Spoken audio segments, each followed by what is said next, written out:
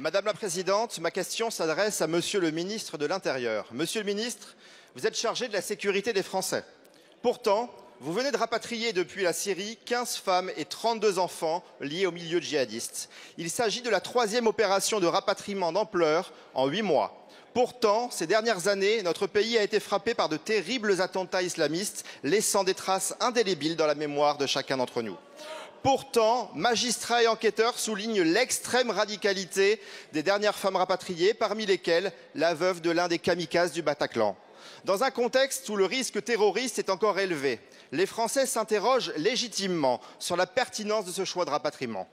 Ces femmes ne sont pas de pauvres victimes innocentes, mais bien des combattantes d'un djihad déterminé à détruire l'Occident. L'intérêt supérieur de notre nation aurait commandé de refuser ces rapatriements afin de garantir la sécurité de nos compatriotes.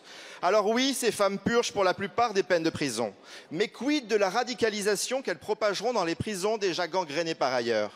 Et à leur sortie de prison, seront-elles surveillées? Combien de temps? Avec quels moyens?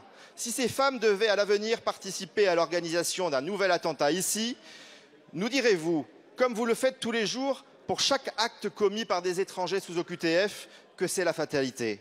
Vous déroberez-vous encore, comme pour l'état de la dette, comme pour le pouvoir d'achat, l'énergie, l'hôpital, la sécurité, la justice, eux aussi fruits de la fatalité?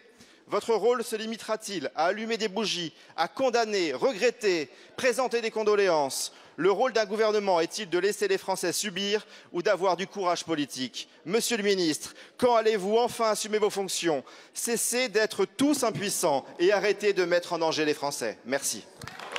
Je vous remercie. La parole est à monsieur